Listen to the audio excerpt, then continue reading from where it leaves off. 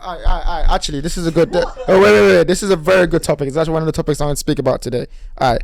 Your question is what makes you think people are free? Yeah. And what does that got to say? And I think this is the bigger question of like, what is freedom today in this day and age, right? And you said something true, which is like Andrew Tate. Yeah. And he speaks a lot about the matrix and all these things and the slave mentality. And he talks about work and getting money and breaking out like that. But I'm going to go around. I'm going to ask each of you a question. Okay. I want to start with you, yeah? What does freedom mean to you? What is freedom to you? What does freedom mean to you? Freedom is just you dickhead. It's fine. It's fine. Right. It's fine. Fast forward. So. You can't hear him. It's fine. Go ahead. All right. Jeez. All right. Freedom is just the ability to kind of do what you want to do, in the sense that whether it's pursuing a certain thing, whether it's having the funds to go for it. How do you balance freedom and responsibility in that description? So responsibility are things that you have to do.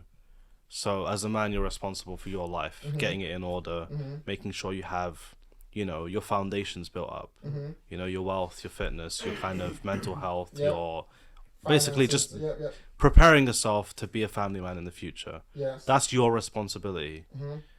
But your freedom is how you go about doing that. Okay. Some people pursue careers they love. Yeah. Some people pursue entrepreneurship. You can kind of... Some people have a dream. Go on. Yeah, you can kind of have a lot of freedom in the sense that what you want to pursue is on you. That's what I think. Okay, Andrew, what do you think? What does freedom mean to you?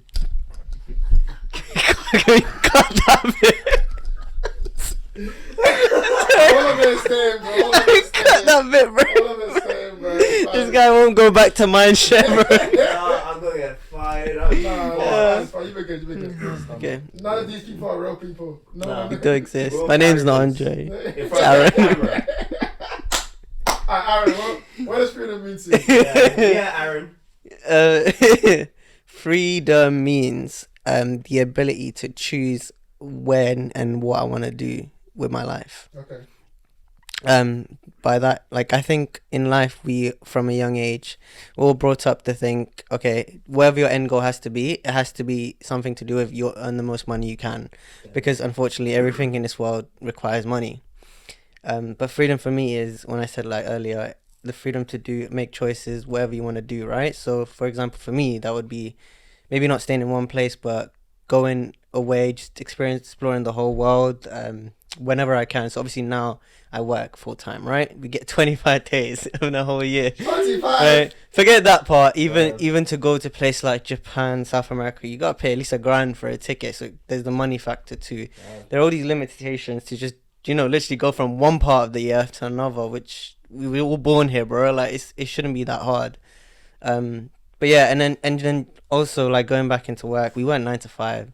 Like that's 8 hours of our day that's gone. Some people don't even some people don't even have friends at work. No shots.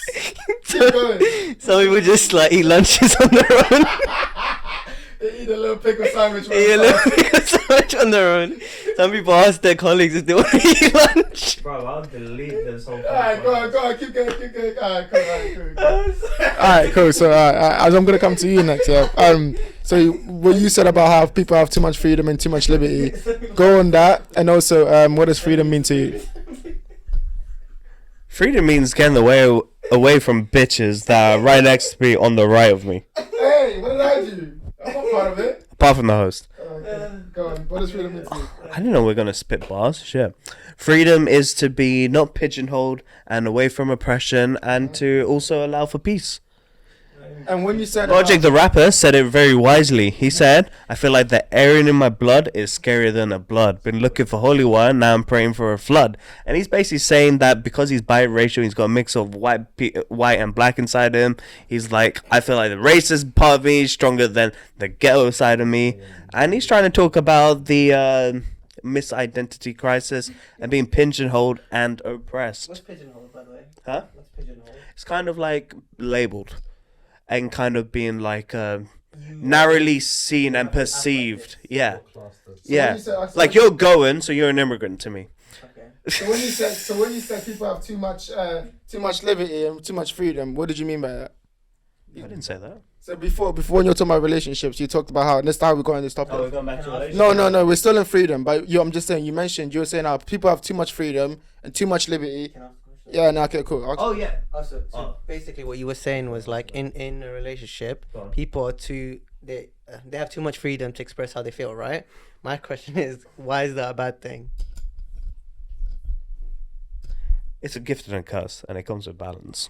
That's my response. No, Thank you. Develop that, bruv. What do you mean? Go on. That's a good answer. It's a gift and a curse because it. Shush your mush. All right, I'll say it with chest. Go on. You are bitches. Hey. That's no. Here's my example. Here's my example. No. This is my example. I'm actually gonna go off of it, right? Go on. You see how it has a negative connotation because I'm free to express the way I have, and people don't acknowledge the responsibility that they have with this accessibility. Can you give us like An example. You a bitch. of a relationship? A situation, a relationship. That's my Gaslighting. Go on. You know, a lot of people can oppress and perhaps label people in their relationship and gaslight them to make them feel like they're inadequate for them or perhaps inadequate to leave the relationship. It's kind of guilt tripping them to stay. 100%. You know, and this is what I mean. When you're given too much free reign in this case and without understanding the responsibilities or the self-harming impact you have towards others and lacking that awareness, then you can cause harm to other people without even being aware of it yourself. Toxic traits. 100%. And to give my perspective too, I feel like 100% I agree with everything you said. I think freedom is the ability to do what you want in the moment. I also think responsibility has to be tagged onto that. The problem of our generation is that we've completely forgotten about that. Spider-Man once said, with great power Comes great responsibility, and because his uncle died, so yeah, man, them just wait for that. But okay, but like, But at the same time, Uncle Ben did make some banging basmati rice at the end of it. I don't know if. But okay, cool. But okay, that's my point. My point is, even with the banging basmati rice, Uncle Ben died and he had to pass it on. 1 minute microwave rice, just saying, great for lunch. Yeah, and so like the idea that people can have freedom and keeping that free, and I think it even goes hand in hand. I feel like if you have no responsibility, you're going to be depressed. You're going to be anxious all the time. You're going to have no meaning in your life. You're just going to like waddle and you really won't be free. Then you really will be a slave because your mentality will be just like, how can I just get by? You have to step back and get your mind out of the rat race, which I think I want to touch on, right? The idea of the rat race, the idea of the hustle culture, the idea of always striving for more, when we know in the end, that's not what's going to make us happy. Yeah, like, and when we get there, we're gonna be like, okay, why did I spend my life doing this? In the end, I just want to be in the beach somewhere, chilling, and eating Uncle Ben's basmati rice. So my question is, what do you guys think about the rat race? How do you think we escape it? And do you think this whole ambition, striving, all that culture is a bad thing or a good thing? Oh, it's tricky to just label it as we're in a rat race. I would kind of say it's to acknowledge that there is a race going on, and to understand the illusions that is of choice. And at the same time, you can choose not to be part of the rat race, and live and aspire to what you want to be. So if there's cultural norms of like, you gotta have a degree at a certain age, you gotta get your own place at a certain age, you gotta have a certain wage kind of job when you reach a certain age, then you don't have to aspire to be part of that rat race, especially with how society doesn't reflect on those norms, because they make it near to impossible for the younger generation to kind of live up to those impossible standards. And if we live and breathe it, we teach it into our kids, and we allow them to kind of feel disappointed, and it builds this normal depression and anxiety. Why? Because we don't match up to what we were born to believe in. And it's to understand that you can choose to discover and explore at your own pace. Because at the same time, it's to assume that we're all the same for us all to join the same rat race. But unfortunately, you got different types of people. You got people who are more theoretically smart. You got people who learn quicker through a practical sense, and you got other people who like to they're a fine balance. It's like this kind of crazy spectrum, on different ways to accommodate different people, and to kind of acknowledge that you don't have to be part of it can be the best way for you to progress. Like, for example, me, I don't like chasing money. I don't think money's a factor, but I enjoy the craft. I enjoy work. I enjoy my hobbies. And alhamdulillah, I would say that the money does chase up to me. But that's my methodology on how I interpret the perhaps supposed rat race in my logical form for me to progress and also feel happy and more content. But it's all about exploring and discovering each other. That is a beautiful answer. Andre, what do you think? Oh, do you want to go first? I want to give you time to think. Yeah? It's fine, I'll take it. I want to ask you a question based on that too. Let him cook. Go on. So, okay, look. So, the rat race, it's not exactly a bad thing for everyone. I think it's got negative connotations to it, specifically because we're calling it a rat race, You're dehumanizing. Yeah, rats backwards is star. Yeah. Bro, you put rats in cages, they go around and round on the freaking thing to, But isn't that what we're doing? That's They're what not we're lab rat rats. race. We're talking Yeah, about but- rats. Yeah, but I'm talking about continue. rat. My Let him point, cook. point is it's got negative connotations, right? Uh-huh. Because of its association with rats, and you're taking it away from the people. Some people, they need a purpose in their life, and the 9 to 5 gives them that purpose towards building something, right? Not everyone is an independent thinker. Sometimes people just want to be part of an organization where they can start at the bottom and grow to the top, because there are cases of that happening, right? And it's just that stability, that routine, that you wake up at 9 to 5, you have your week planned out, you know what you're doing, and then it's just like leveling up in a game. You're leveling up in the game of life, right? Well, okay, but then the argument is, I think the argument is that those people, they're stuck in that because they don't know what else to do, and if they had something else, they'd rather do something that they wanted to do. That's what I call it rat race. For those people, it's the wrong way to go. Okay. I'm not talking about those people. I'm talking about people who actually need that routine, that purpose in life, and they grow up towards the end, right? Okay. If you go into work every day and you're hating it, you're in the wrong thing. So what do? You don't stay and keep doing it. It's very easy to stay because it's comfortable, bro. For example, in my life, if I'm not paying rent at the moment, the wage I earn is more than enough to keep me just staying there till I'm 26, 27, 28. It doesn't matter because it all depends on your aspirations you have for yourself. If you want to take them trips, if you want to go out, if you want to buy the nice car, if you want to go on the nice holidays, that's when you need to start earning more money. And then if your rat race job does not give you that, you change. But this all comes with independent thinkers, though. So what do we do for the independent thinkers then? How do you get out the rat race? That's on you. That's on whatever skills you have, you leverage it, no? That's such a cop-out answer. Huh? Nah, That's let such him a cook, let him cop-out cook, let him Wait, cook. go. So finish. Okay, actually, yeah. Hear me back. Alright. Go on, give me the question. No. I was saying to be like, oh, that's on you, bruv. It's like a cop-out answer. It's just like, all right, figure out yourself. But it's like, for those people who are individual thinkers, who don't abide by your idea of a rat race, you can't just leave them on the dust. You have to give them an idea of what they need to perhaps aspire or think towards for them to understand what their version of the rat race is or how they can progress. But they're not unhappy. Yeah, let me answer. But they're not unhappy as long as they're progressing. Okay, here's a question then. What are your ambitions and how you're trying to get there? And how do you, you know what I mean? And how do you link that with what you just said about that? Yeah. Okay, so like I said earlier, right, when I was describing freedom, my freedom choice is to go wherever I want, when I want, hopefully have the peace to do that, right? It's your freedom having that hairstyle. You can keep going. Our You freedom keep to sit keep there going. looking like that. Exactly.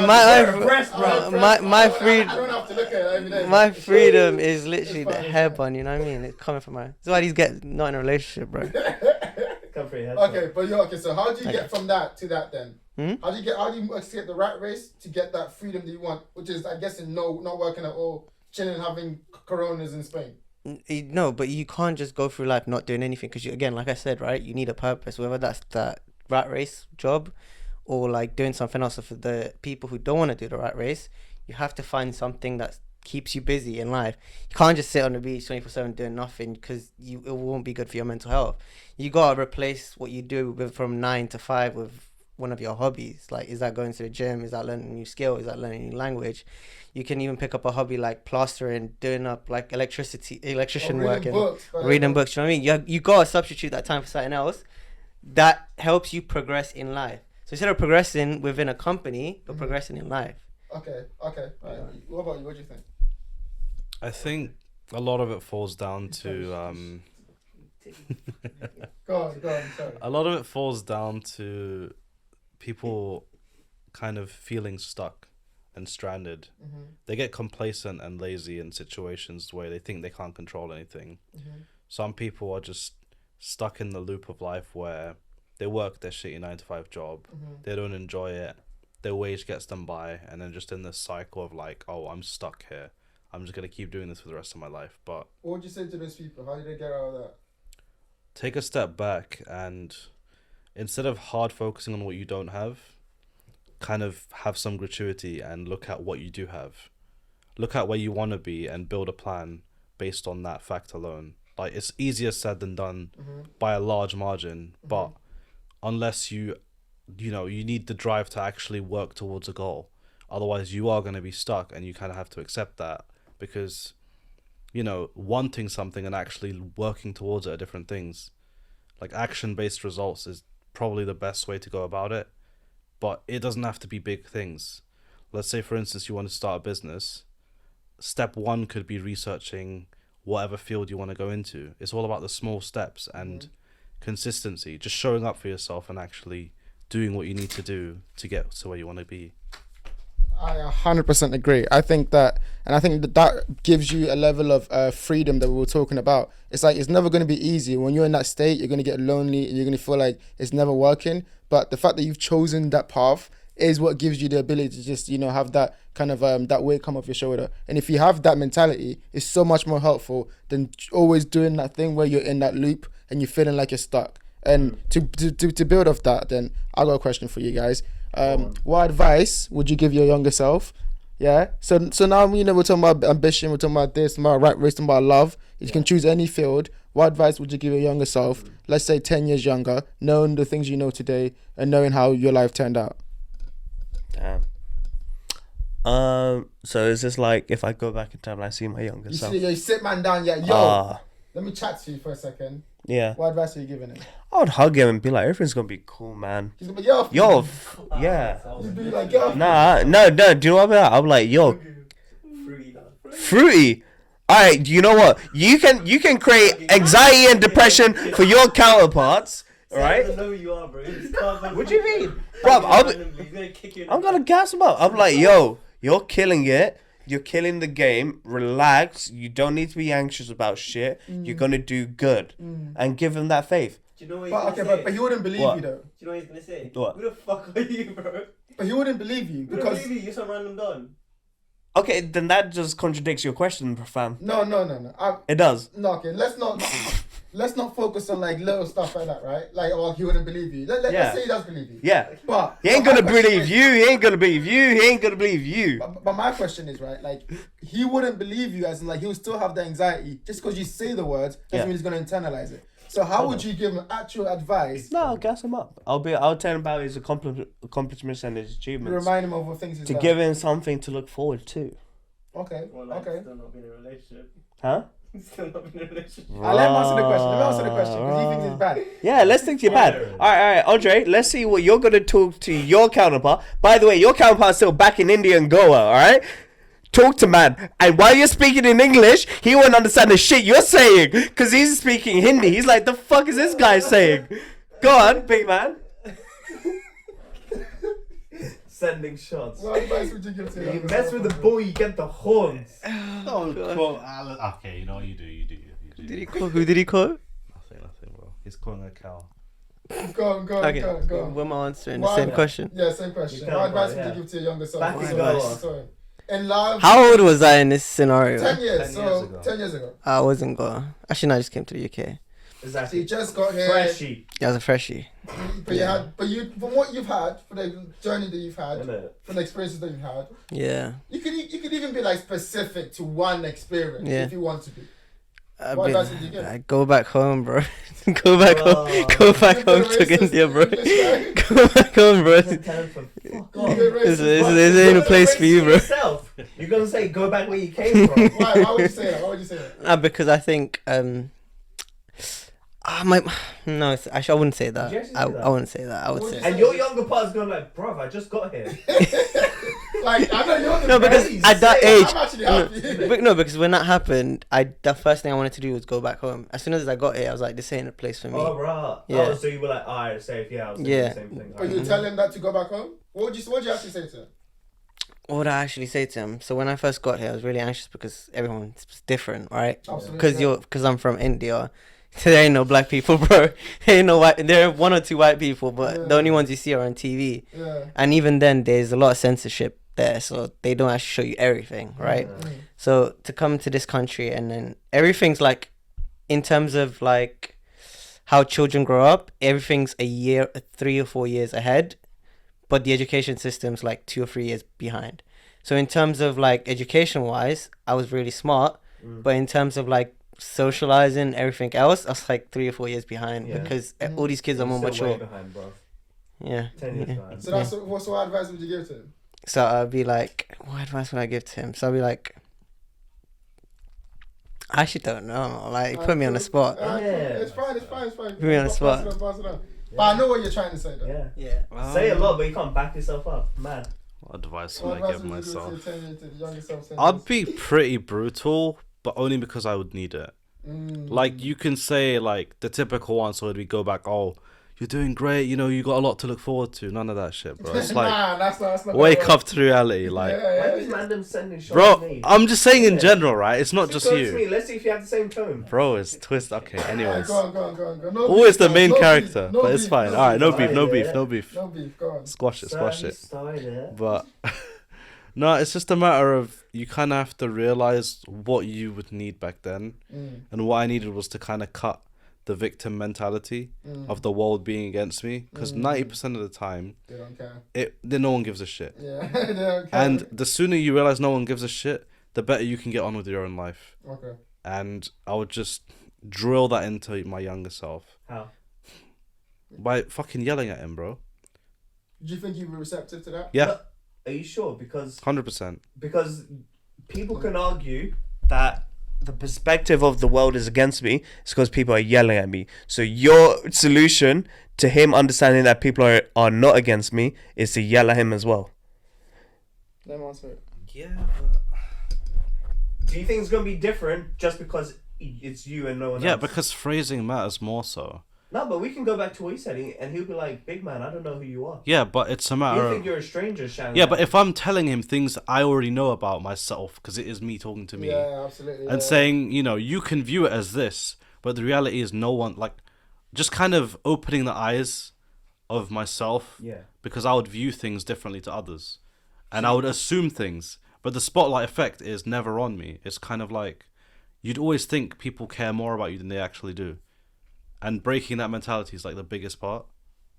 I think you guys touched on a good point, which is a very hard question to answer because you're not looking back in the past and you're thinking about what you already know. So let's spin the question then. Such a good What would you tell yourself 10 years from now? And what kind of person do you think you will be? What kind of position do you think you'll be in life? Like the conversation you have with yourself 10 years from now. Let's spin it that way. Alright, which part should I answer first? 10 years from now. 10 years from now. What would you? What I want to ask myself? Yes. What question would you want to What ask yourself? question? Think about the answer. Don't fucking say it from shit. that spot. Ooh, Go on. shush. Am I happy? Am I content? What with do the you want him to say? Hmm? What would you want him to say? Yes. Okay. I'll be a little bit worried, Jeff, if 10 years from now I said no. I'll be if I heard that now, I'll be shitting myself for the next 10 years. What if he said no, but I'm fulfilled? I'll be like, the fuck you on about? Alright, cool. I'm like, brother, who are you? You're not me. Yeah, fair enough. Yeah? If I were you, do a backflip off a building or some shit. That ain't me. No, fair enough. So you would say you'd ask, are you happy? Yeah, and content. So are you chasing happiness then? Is that what you want? Yeah. Do you know why? Because regardless of what decisions I make, I would say the most important thing is I'm happy or content with the decisions I made in the next 10 years. That's a good answer. Yeah. Well, what do you think, Andre? What would you say to your ask your 10-year-olds? Yeah, and stop being an emo little brat. 10-year-old No, in the no, future. 10 So I'm years 10 old. years old in the Yeah. future. Do the So math. 20, 30, 34 years fucking old. hell, It was like, you're Yeah. fucking getting on, aren't you? Yeah. But go on, what would you say to him? it's like, okay, I would ask him, What would you ask him? Sorry, yeah. Yeah, what'd you ask him? I would ask him what's his worst, like, biggest regret that he's done, so I can prevent it now in the future. You'd want to take away his regrets? Biggest regret, yeah. Why? Isn't that what built him? Make him who he is? Yeah. No, regrets don't build What if you, you build got you, know? wham? That Loki do though. They The look low-key you do. do. Because you go, like he said, you become wham because some girl says you're weak and you go, fuck It's not a you, regret. Yeah. The regret, no, but the regret is missing out on that girl or missing out on the fact that you weren't buff at that time. What if? Oh, can I just? Yeah, go on. What if a tragedy struck you in the next 10 years, which made you have a better, tougher, stronger resolve, where you just are just killing it? You're just like amazing. You're a much better person that you can ever fathom, ever. Would you actually remove said tragedy to kind of remove that development? It's a tough question, man. Sticky one still. It's a sticky one. It depends what that tragedy is, right? I mean, Yeah. I think How have you you guys know that? have you got yeah? Let's say that. Have you watched the Flash movie? Yeah. Yes. We can. I think Shout out Barry Allen. if I go and And become a John. billionaire, literally, effectively, what we're saying is you're selling your mom to become a billionaire, right? Yeah. Because you have the choice right here to change that whole thing in like Yeah. history, but you're not going to be the same person you could have been. Would you take that? Now, I can sit here and say, no, I wouldn't take being a billionaire. I'll save my mom any day. But if you actually put yourself in that scenario, I think a lot of people are not going to change history, bro. Because like you said, right? These moments make you who you are. If you take them away, you're not that guy anymore. Absolutely. If you take away all the heartbreak you've had, you're not this guy anymore. Yeah. I don't know if that's a compliment because he's still the same age, but you know, but you get my point, right? All of these heartbreaks, they You don't build have your to- you don't have character. to do shots, but I get your point. Yeah. You get my point, right? Yeah, yeah. Alright, cool. Amro, what do you think? What do you think? What would you ask Bruv, yourself? my- This whole before you start, I'm just saying, I feel like 50 Cent. I've got 12 shots in this whole interview. It's mad. It's fine, it's fine. Many. Many. Go on. My interpretation is a little bit different. Go on. I don't see it as a point of where I want to know something to change it. I'd rather learn from my future self. And this is gonna sound like hella emo, right? But the question I'd ask is, did I do enough, right? Because not that recently, but like kind of a while back, I had a shift of like when I make an action or do an action, and later on realize how I feel afterwards. It kind of made me realize, you know, maybe I should invest more in my future self instead of my current self. So I've been putting more priority on, I guess, the delayed gratification over the instant, and then the results show over time rather than just getting the bare minimum in the moment. Because how you feel in the moment versus how you feel down the line. Let's say, for instance, Not getting your dopamine hit. yeah, but healthy dopamine, you know? Because if you overload your brain, you're just going to end up in a loop of, you know, just horrible things. Like what? Depression. What you said there? I was trying to avoid it, but yeah, So you're saying if you have too many dopamine hits, yes. You'll end up with crippling depression. Yeah, because Why- you're why- chasing highs. Because you're overloading your brain to the point where your attention span gets fucked. You can't focus on anything. Yeah. You're stuck in a one thought cycle thinking the world is against you and something's wrong with you and you don't know how to get out of it. And then you feel too lazy because you've got no motivation. The reason you've got no motivation is because, you know, you need discipline to actually get out of that spot, and not many people have that. Yeah, you rack But- the discipline. Yeah, basically. Like, Finish up. yeah, but end of the day, it's kind of like the idea of investing in yourself and your future self. So I would want to know if my actions resulted in where I want them to be, and if not, then so be it, you know. This is a brilliant. I think it's the tension of being and becoming. being who you are today, but also thinking about who you're becoming, and always like balancing that. That's why I asked the question about happiness, because I don't optimize for happiness anymore. I optimize for fulfillment. I know happiness is like something that you want, and I have this saying, it's like happiness is your is your brain recalibrating itself to an unexpected event. So like if something unexpected happens in your life and you didn't expect it and it's great, you're like, okay, this is amazing, I'm happy. But that's not gonna last long. And that's like it changes over time. The things that make you happy today are not gonna make you happy next year. Sure. So if you optimize for happiness, you might go on a downward slope. But if you optimize for fulfillment and like what actually is engaging to me, what's gonna push me forward, what's gonna make me get up in the morning and actually want to kill this day, I think you'll be better off the long term. And that might not be right. Sure. Go on. I know you got a perspective on that, so go on. I'm cooking. Go on, cook. I'm cooking. Uncle Ben this shit. Go on. Uncle Ben this shit. Gonna Jamie Oliver this crap. I would say that you can like graft and climb your way up and strive towards fulfillment. But then it comes to points where, let's just say you're successful in 10 years, you're going to reflect and you're going to look at it and be like, did I enjoy myself? Did I spend time with my loved ones enough? Because I would argue that you can, to enjoy time you have with your loved ones is what strives towards happiness and content, but it's not necessarily fulfillment. Actually, no, it kind of is. But at the same time, I feel like the idea of fulfillment you're trying to persuade is like a bit more rational and logical. That's what it sounds like, and less about your own personal well-being. That's what it sounds like. Where you're kind of prioritizing your well-being secondary to everything else. Where you're like, the grind, me sacrificing my time and effort, burning myself out for a target in the future. Until I get to that point, then I'm going to enjoy it. And the thing I would argue is, look at our parents. They're a great example of that. You got your parents who, let's just say, worked in this country, working class, for about, let's just say, 40, 50 years, right? And then when they hit 60 or 70 years old and they finally retire, guess what? They never practice in that 50 to 40 years of working how to enjoy retirement. Now you got stressed out older people being like, what the fuck do I do with my time? And they lash out, they get angry, they act toxic. And it's about finding a balance between work and play. If you strive towards it now, you're future-proofing it so that when you do have an early retirement, you're ready for it. You know how to prioritize it. Because it comes to a point of it's too late to change. You can't teach an old dog new tricks. I think it comes to about balancing that, right? Because I think I do agree with you if the perspective that if you don't focus on the things that are important now, it'll be difficult to focus them later.